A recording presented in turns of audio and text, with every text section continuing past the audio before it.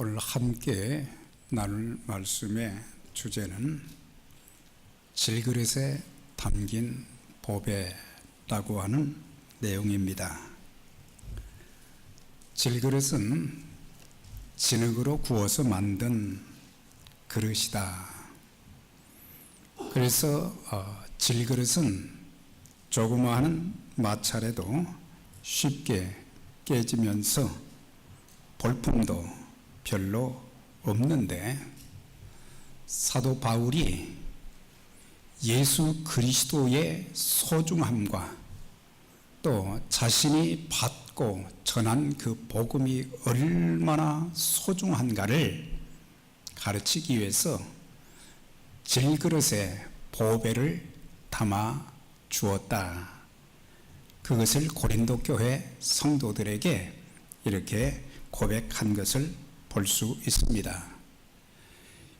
인간의 육체를 질그릇으로 표현한 것은 인간의 한계성과 연약함을 표현해 주고 있습니다. 우리 육체가 대단히 참 건강한 것 같고 튼튼한 것 같지만, 때로는 우리 육체가 너무 연약하고 또 한계가 있다는 사실을 우리가 많이 체험하게 됩니다. 그래서 내 안에 바로 예수 그리스도를 소유한 것, 내 안에 예수의 복음을 소유한 것이 바로 보배다. 그렇게 고백을 했습니다. 우리가 예수 그리스도를 영접했을 때에 성령 하나님께서 우리 안에 들어오셔서 우리는 예수의 생명을 가진 자들이 되었고, 또한 복음을 우리에게 주셨는데, 복음은 하나님의 사랑의 극치를 말하는 겁니다. 복음은 뭐냐? 내가 너희에게 전한 복음을 너희에게 알게 하노니, 이 복음은 성경대로 그리스도께서 우리 죄를 위해서 죽으시고 성경대로 사흘 만에 다시 살아나신 것. 그래서 그리스도의 십자가의 죽으심과 부활이 곧 복음이다. 이 복음은 예수 그리스도를 통해서 주신 것인데, 하나님의 사랑의 극치, 하나님께서 우리를 얼마나 사랑하셨는가. 죄로 인해서 하나님의 진노와 심판, 영원한 지옥 형벌, 이것을 과거에 예수님을 알지 못했을 때는, 복음을 받지 못했을 때는 전혀 생각도 못했고 이해도 못했습니다.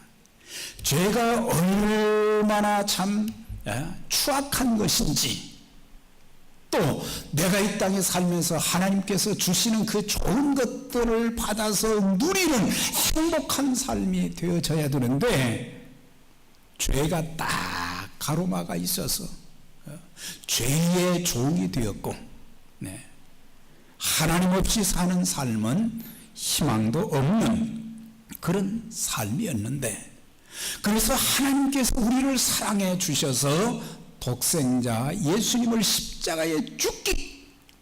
십자가에 못 박혀 죽이시기까지 우리를 사랑하셨다고 하는 것.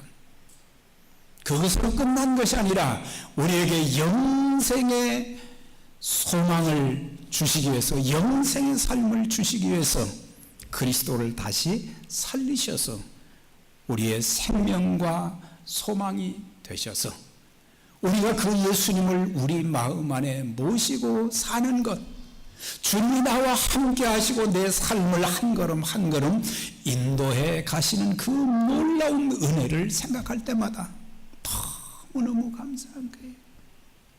오늘 찬양대의 찬양도 은혜 아니면 안 된다고 하는 거죠.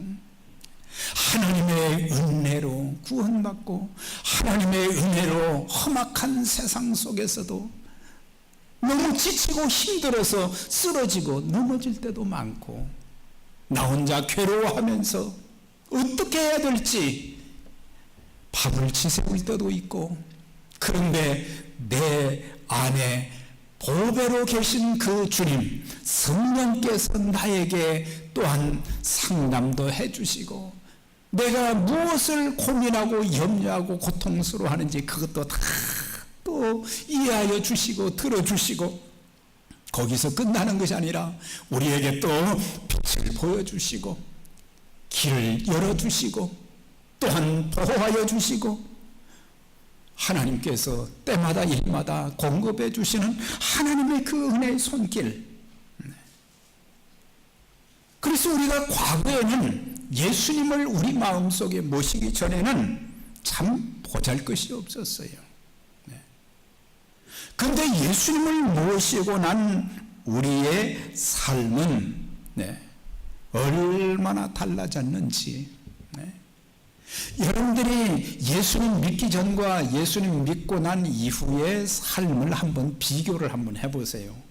내 인생이 이렇게 바뀔 수 있었다고 하는 것은 하나님의 성령의 역사요, 하나님의 은혜인 것입니다. 과거에는 이 세상이 내 삶의 목표요 전부였지만은, 그러나 이제는 이 세상이 내 인생의 목표와 꿈이 아니라 예수님이 내 인생의 꿈이고, 예수님의 소원인 복음을 전하고 하나님 나라를 세워가는 일에 우리가 동력자로 쓰임받을 수 있게 된 것이 참 놀랍고 놀라운 거예요. 집안의 선배들부터 신앙생활을 잘하는 분들은 신앙의 고귀함을 잘 모를 때가 많아요.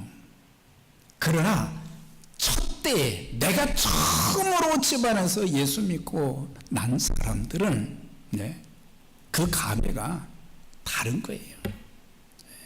어떻게 하나님께서 이렇게 기가 막히게 은혜를 베푸시고, 하나님께서 내민 손을 내가 그때 이렇게 마음을 열고 붙들 수 있었다는 그 자체가 또 너무 놀랍고,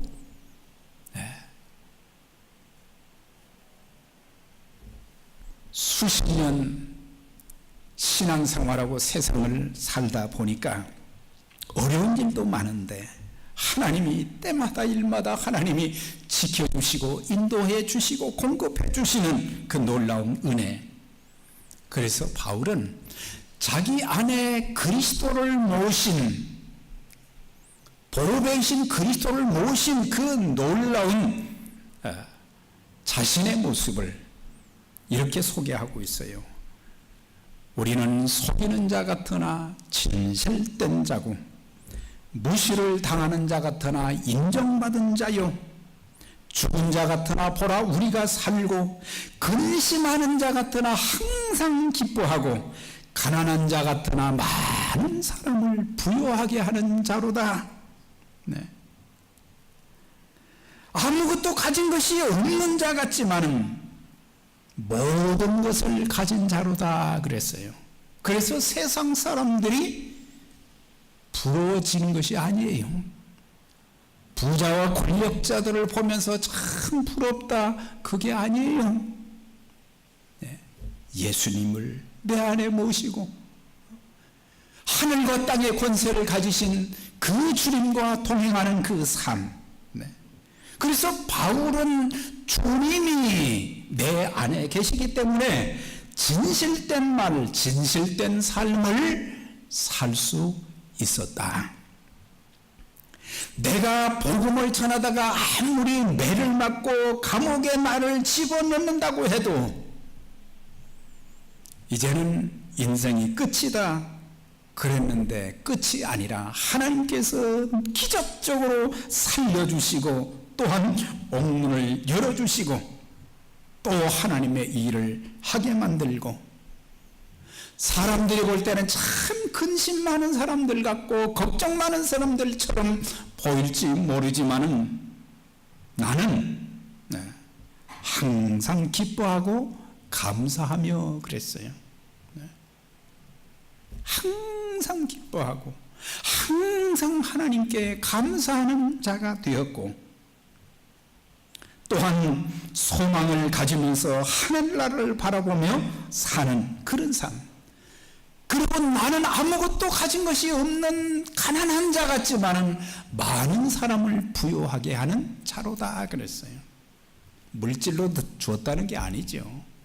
예수 그리스도의 생명의 복음을 주고 나니까 그 사람이 인생이 바뀌어지고 삶의 희망이 이제 샘솟고, 또한 하나님의 능력이 그들과 함께 해 주시고, 또한 하나님의 뜻대로 귀하게 쓰임받는 그런 모습, 하늘나라를 바라보면서 사는 그 모습을 볼 때에 모든 사람을 부유하게 하는 자로다 그랬어요.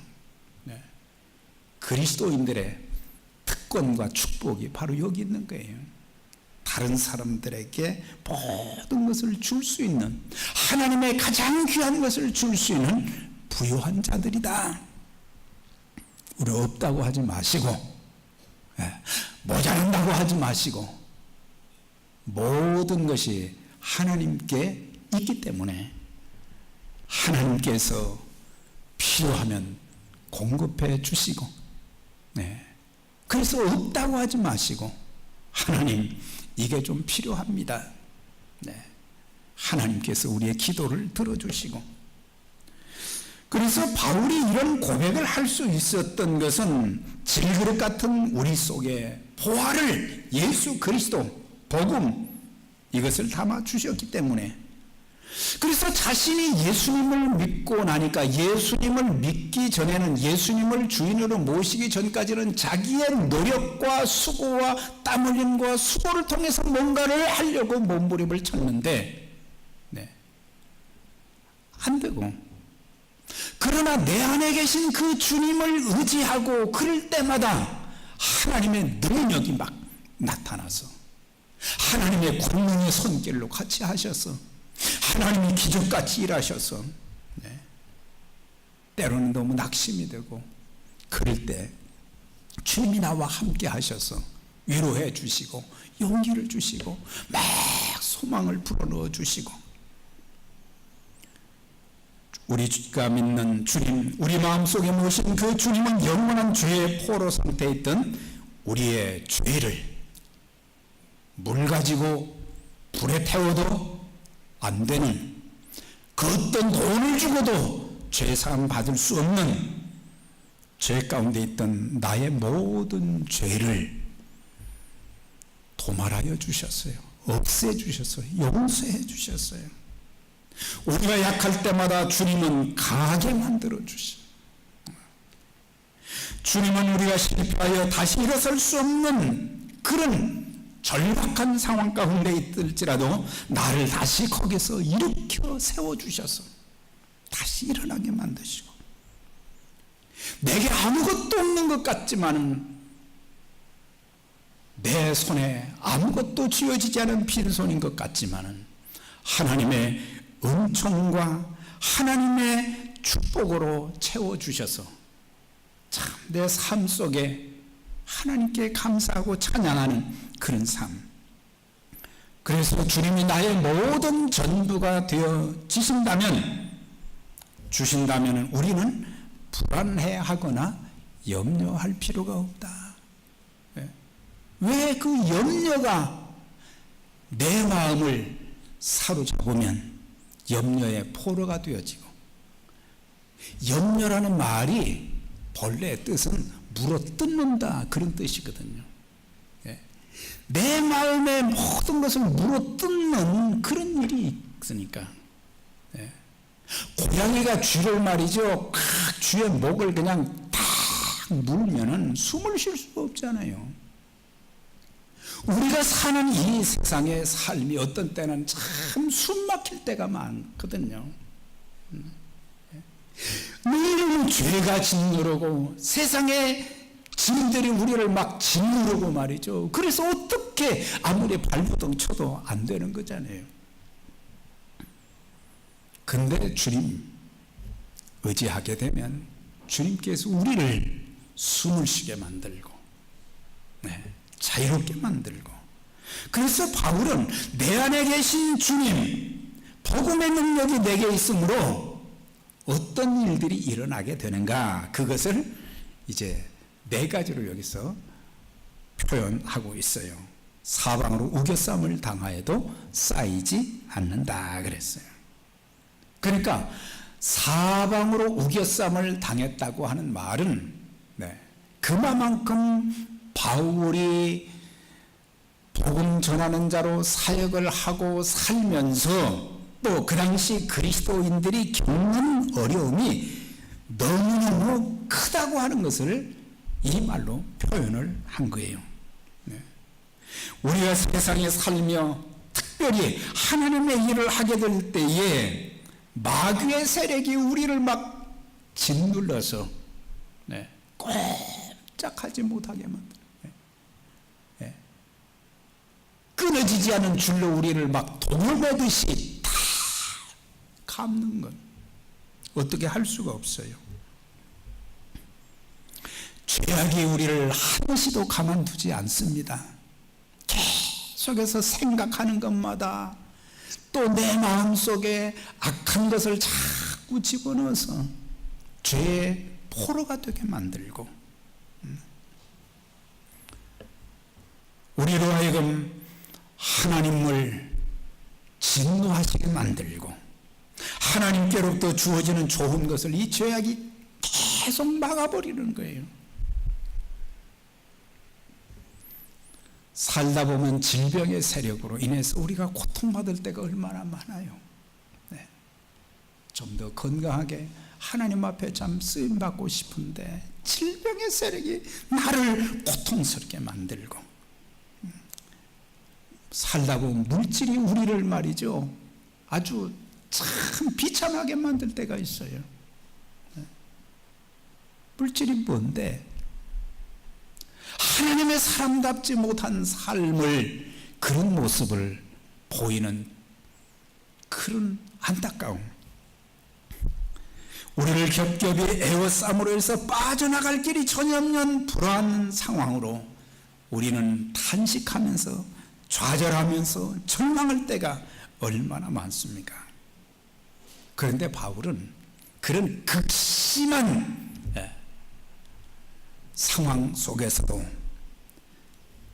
자신 안에 모신 예수 그리스도 성령께서 능력으로 같이 하셔서 마귀 앞에 무릎을 꿇지를 않았어요. 물질 앞에 무릎을 꿇지 않았어요. 질병 앞에 무릎을 꿇지 않았어요. 그 어느 누구에도 무릎을 꿇지 않고 하나님의 자녀다운, 하나님의 종다운 모습으로 계속해서 하나님의 일을 감당할 수 있도록 붙들어 주신, 유지하게 하신, 지탱하게 하신 그분이 바로 주님이시요 성령님이시다. 엘리사 선지자가 사역하던 그 시대에 참 엘리사는 영적으로 뛰어난 사람이었어요. 그래서 이스라엘에 일어나는 여러 가지 위험한 일들을 미리 알고 왕에게 이렇게 알려줘서 탁탁탁 이렇게 커버하게 만들었어요. 한 번은 아람의 군대가 말이죠, 이제 엘리사라는 사람을 잡아서 죽여야 되겠다. 그래가지고 그가 도단성에 있는데 군대를 보내가지고 성을 2겹, 3겹 막 에워싼 거예요. 엘리사의 종 게하시가 밖에 나가서 딱 보니까 말이죠, 큰일 났어요. 큰일 났어. 아, 내 주여, 어찌해야 됩니까? 무슨 일이냐? 지금 아람 군대가 이 성을 그냥 2겹, 3겹 이렇게 에워싸고 있는데 우리는 동안에 든 주입니다. 우리 어떻게 할 수가 없습니다. 그때 엘리사가 하나님 앞에 기도를 했어요. 하나님, 이 무지한 사환의 눈을 하나님 좀 열어주셔서 좀 볼 것을 제대로 보게 해주세요. 기도했는데 이 사람의 눈이 똑같은 눈인데 밖을 보니까 그들이 에워쌌을지라도 그 안에 불말과 불병거가 꽉 에워싸고 있는 거예요. 성을. 눈을 열어서 보게 해주세요. 영적인 눈이 열려지게 되니까 하나님의 손길이, 하나님의 군대가 딱 에워싸고 있는 그것을 보게 된 거예요. 바로 앞부분에서는 큰일 났습니다. 어찌하면 됩니까? 여러분들, 하나님께서 항상 믿음의 눈, 영적인 눈을 열어주시기를 주의 이름으로 축원합니다.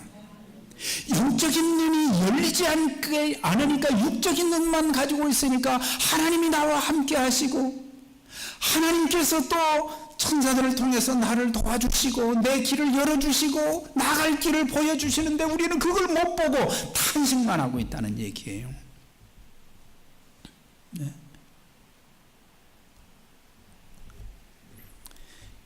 이제는 우리가 육신의 눈으로 우리가 처한 불안과 환경과 조건만 보지 말고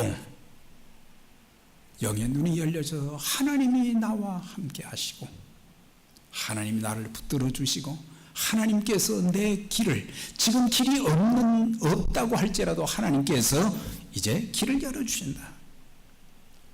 여러분, 사방이 다 막혔어도 하늘문은 열려 있습니다. 사방이 다 막혀 있는 것 같아도 날 수 있도록 만들어 주신다는 말이에요. 그래서 우리가 사방이 막혀 있다고 생각하지 말고 엎드려 하나님 앞에 기도하면 하늘문을 열어 주셔서 날게 만드시고 또 길도 열어 주신다. 어려움이 주어질 때 우리는 이 말씀을 기억해야 됩니다. 하나님은 감당할 시련만 주신다. 사람이 감당할 시험밖에는 너희에게 당한 것이 없나니 오직 하나님은 신실하사 너희가 감당치 못할 시험을 허락지 아니하시고 시험 당할 즈음에 또한 피할 길을 내사 너희로 능히 감당하게 하신다 그랬어요. 누구에게나 유혹과 시련은 다 있습니다. 그러나 한 가지 알 것은 유혹과 시련은 항상 한계가 있는 거예요. 한계가 끝날 때가 있는 거예요. 그러나 그 유혹과 고난은, 시련은 잠시 동안이지 오래가는 것은 아니에요.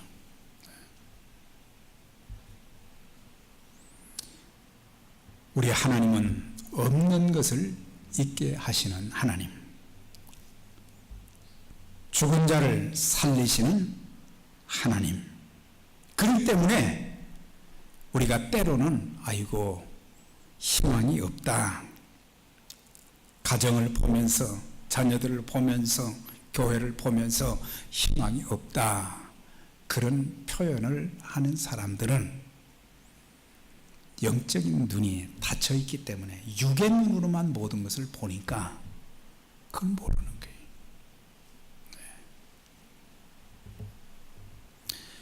요셉에게 감당할 수 없는 시련이 있었습니다. 유혹과 시련이 있었어요. 그 유혹과 시련이 그의 인생이 잘못되게 하지 않았어요. 왜? 하나님이 함께 하셨기 때문에. 사람들이 아무리 그를 무너뜨리려고 해도, 심지어 죽이려고 해도 어떻게 할 수 없는 것은 하나님이 붙들어 주시기 때문에 그것을 우리는 바로 이해해야 되는데, 다니엘과 그의 세 친구들도 하나님 말씀대로 우상 숭배하지 않고 믿음을 지키려고 하다가 사자굴에 들어가고 풀무불 속에 들어갔지만 하나님이 그들을 지켜주셨어요. 지켜주셨어요.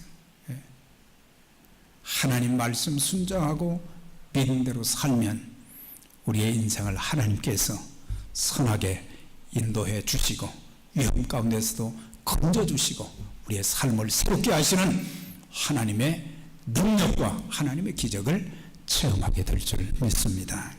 네. 또 한 분은 고백하기를 답답한 일을 당하여도 나는 낙심하지 않는다 그랬어요.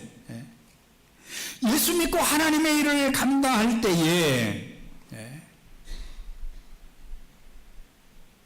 그는 가는 곳마다 복음을 전하고 교회를 세우고 그런 일을 하면서 답답한 일이 너무 많았어요.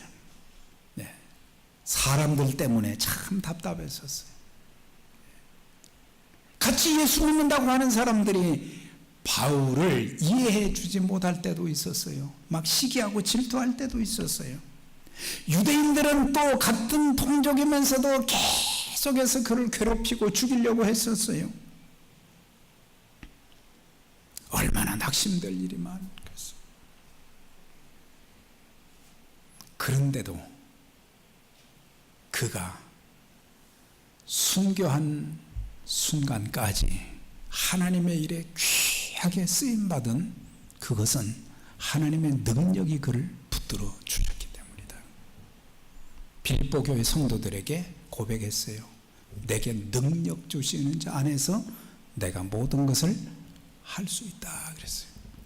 능력 주시는 자 안에서 내가 모든 것을 할 수 있다. 우리들도 그럴 때가 많잖아요. 답답하고 힘들고 그러면 포기하고 싶을 때가 참 많잖아요. 그러나 그 순간 우리가 눈을 들어 하나님을 바라보고 하나님께 기도하게 되면 놀라운 역사를 체험하게 될 것입니다. 출애굽기 14장에 보면 출애굽한 이스라엘 백성들이 홍해바다 앞에 딱 오게 되는데 이제는 진퇴양난해요. 앞으로 갈 수도 없고 뒤로 돌아갈 수도 없고 사람들은 막 낙심이 돼서 막 또 원망하고 불평합니다. 애굽에 매장지가 없어서 우리를 이 홍해 바다에 매장시키려고 하느냐 그런 소리가 들려오는데도 모세는 하나님 앞에 기도하면서 담대하게 바다를 향해서 지팡이를 내밀고 말이죠. 하나님께서 물벽을 만드시고 물이 위에서 아래로 흐르지 못하도록 만드시고 그 백성들을 육지처럼 건너게 해 주셨어요. 우리 모두도 답답한 현실 속에서도 낙심치 않고 기도하면 하나님께서 하늘문을 열어주시고 시온의 대로를 활짝 열어주실 것입니다. 그래서 우리는 어떤 경우에도 낙심하지 말아라. 바울이 갈라데 교회 성도들에게 그들이 참 선한 일, 복음을 전하고 하나님의 일을 하는데 어려움이 많다 보니까 낙심이 되는 거예요. 그래서 그들에게 이렇게 권고했어요. 우리가 선을 행하되 낙심하지 말지니 때가 이름에 거두게 될 것이다. 지치지 아니하면 중단하지 아니하면 하나님께서 열매를 거두게 하실 그런 날이 있게 될 것이다. 네. 낙심하지 말라는 거예요. 낙심하지 말라는 거예요. 낙심은 마귀에게서 나오는 거예요. 마귀의 주무기가 낙심케 하는 거예요. 낙심케 하는 거예요. 우리는 낙심에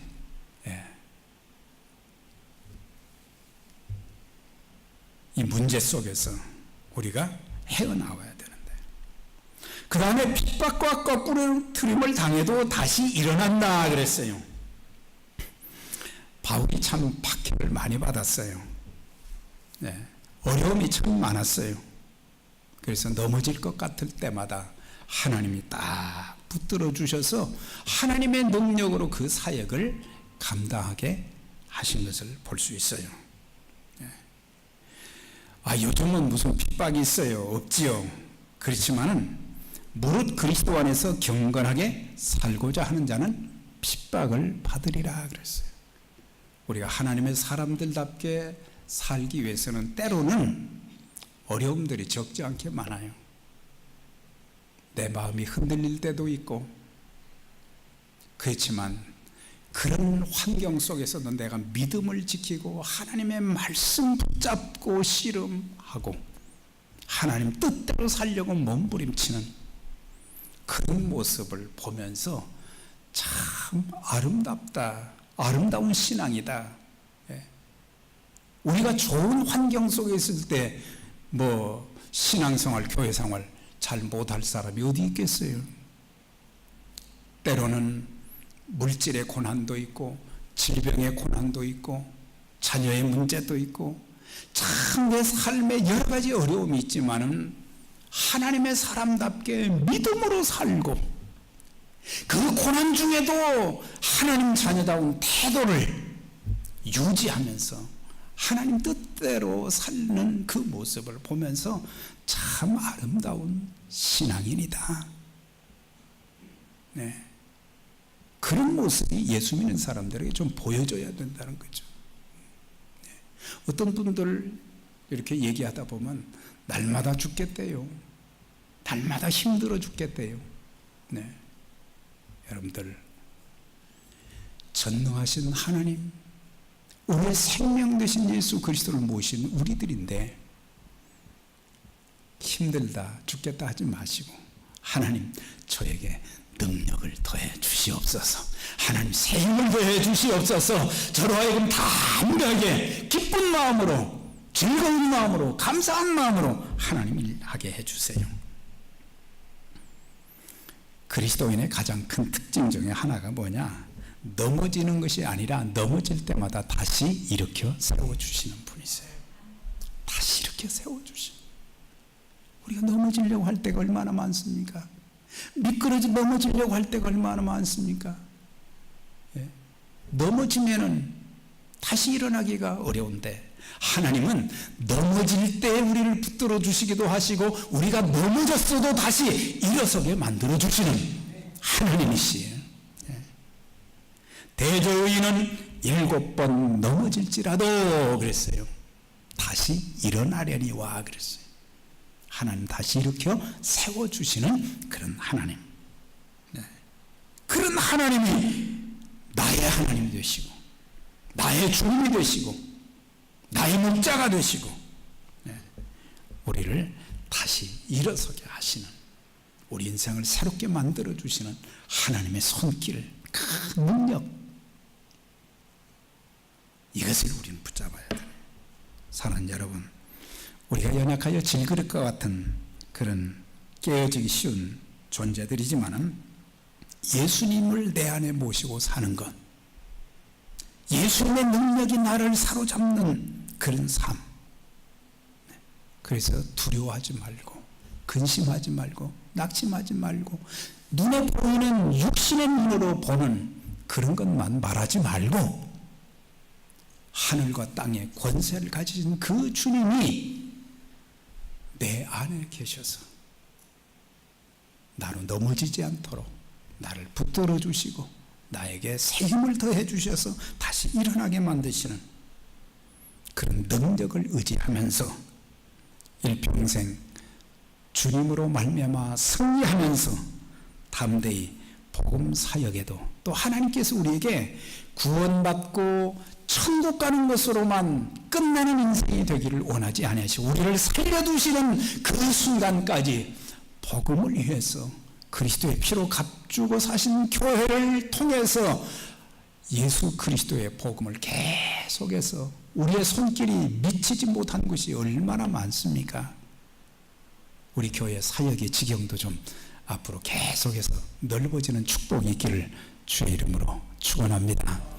그래서 우리 모두가 예수님 통해서 승리하고 하나님 뜻을 이루는 일에 귀하게 쓰임받는 저와 여러분들이 되시기를 주의 이름으로 축원합니다. 기도하겠습니다.